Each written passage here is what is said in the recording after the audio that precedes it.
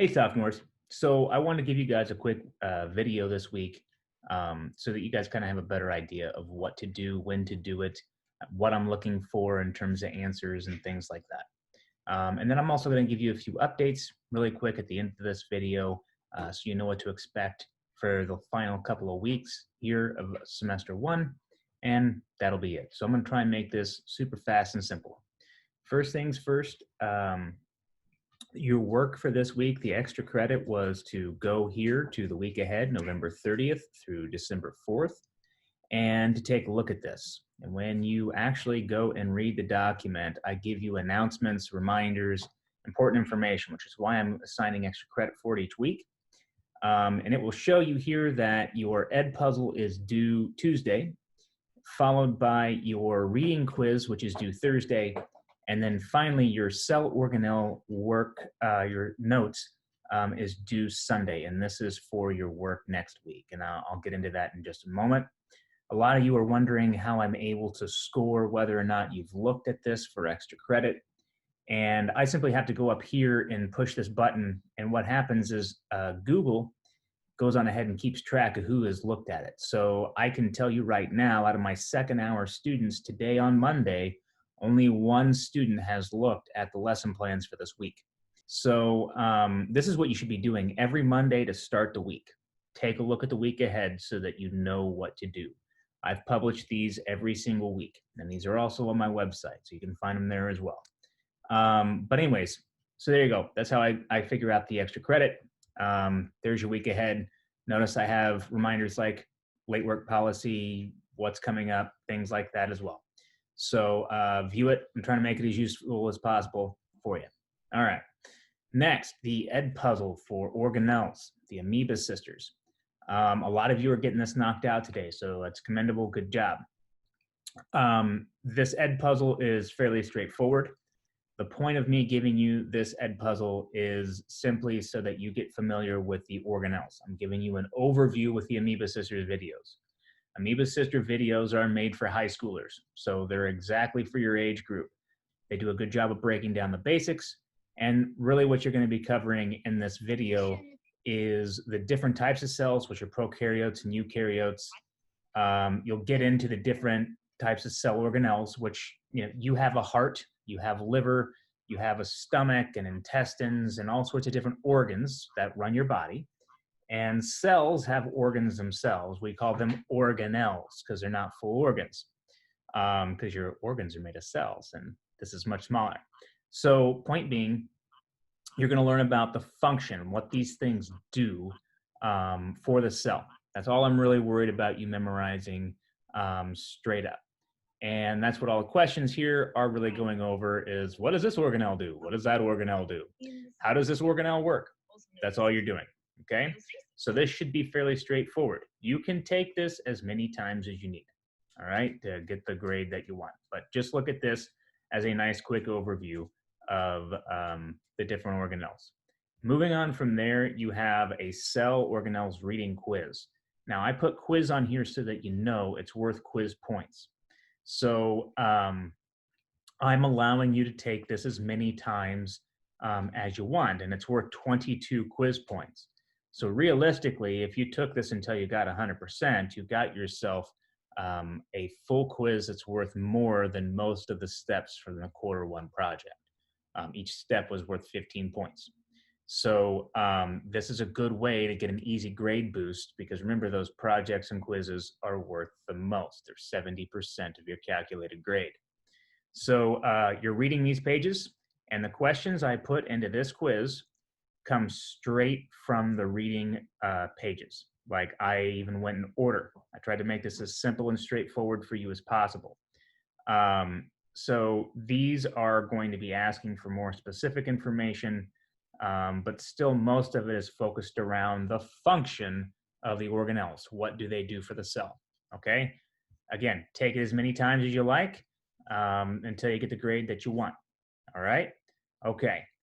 By the way, these last questions, make sure that you're clicking something here because I actually did give you a point just for answering the question, and all 4 answers are correct. So don't forget to answer this one because it'll mark you off in the Google grading portion of it.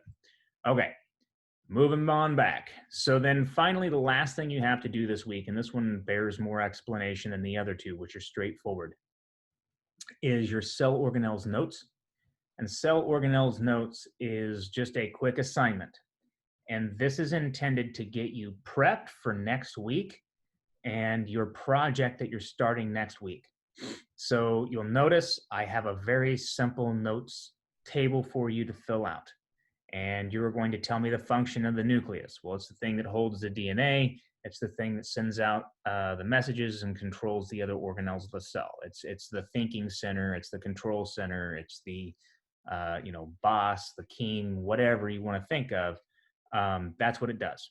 So you would type that out here. Where are you going to find that information? Well, I gave you some support material here. So for the first two, I have two links. Or sorry, for the first table here, this one, it's these two links, and they will tell you exactly what each organelle does. For the second table, I'm asking for a disease and the symptoms of said disease if one of these organelles doesn't work correctly. So for this table, you would go down here and use organelle diseases, and you have these right here, as well as this table here that I provided for you. This isn't all of them, so you will have to look up some of them on your own, but most of them can be found on this link and in this table. Here's what I'm asking for. For the nucleus, you want to find out if there's a disease out there where the nucleus is malfunctioning, not working correctly. What is the name of that disease? Okay, well, here's the table. Progeria. All right, great. So I would go up here and type in progeria. And then in order to figure out what my symptoms of the disease are, like what does it do to you? Like, do you have a cough? Do you dissolve? Do you explode into a million pieces? Like, what does this disease do to the human body? Well, you would have to actually go and look it up. So progeria disease symptoms. And you would want to look it up. So then here you go. Slowed growth, narrowed face. You would insert this information into this part right here. Okay? It's as simple and straightforward as that. If you're wondering, what about the ones that we don't have any particular diseases in one of these links for? How would I look that up? So let's say it's the rough ER. Endoplasmic reticulum diseases. And I would see, I spelled that wrong, obviously. I would go and look and see if I could find any sort of diseases that are a result of a dysfunctioning endoplasmic reticulum. And you can see here, it has several. So that is how you do that. All right, so moving on. Again, don't forget to read the week ahead. You will see that I have posted the week ahead for the final 3 weeks of the semester. I don't have the assignments posted yet, but I will. Next week, what I'm going to have you do is a quick review on organelles. I'm actually creating a video for that. It's going to be a nicer, more polished video, and it's going to go over the organelles, their functions, and I am going to give you some cell analogies in this video. So I'm basically going to demonstrate what you guys will be doing for your cell organelle analogy project, which is your final assignment for the semester. You're going to have to come up with analogies for each thing. This is why the organelle notes is important. So you know what it does, so you can go find an analogy for it. So anyways, I will be recording and editing that video this week, and I will have it hopefully up by this coming Sunday, loaded up into EdPuzzle for you to do. I'll go over the instructions of the project there as well at the end of the video, so then you guys kind of have a full picture of what I'm expecting. There will be a quick quiz next week, and it will be over each of the organelles, and I'm specifically asking for function there. So everything that you learn this week, you'll be quizzed over next week, okay? After I give you a quick review. So the review is going to help you with that as well. All right, and then the final week of school for the semester is simply going to be just finish up your project and get it turned in by that Thursday. keep in mind, I have to publish grades at the end of the semester. So you want to get those projects in sooner rather than later. If you're turning these things in late, I mean, you're probably not going to get it graded until we come back from break. So just keep that in mind. Other thing just to mention really quick before I let you go, I have adjusted the grading criteria for your final analysis as well as your biodiversity survey. Biodiversity survey has been turned into extra credit. So if you did it, that is adding to your project test grades. Your final analysis, I have reduced from 50 points to 25. I had about 15% of you turn that in. So I dropped the point total to 25 to kind of help you guys out there. All right. The final thing I want to remind everyone of is that your Q1 makeup project is due tomorrow, and tomorrow is the final day that I will accept the Q1 makeup project. You've known about it for over a month now.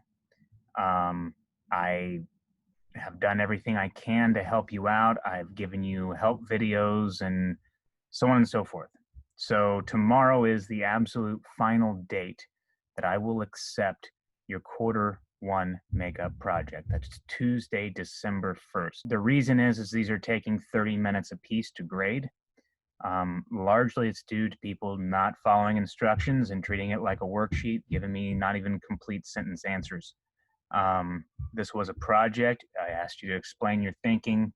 Again, I gave you a bunch of videos trying to get you to understand. I wanted you to explain your thinking in multiple sentences. And for that final analysis section, each one was supposed to be a paragraph. And some of you gave me 5-word answers.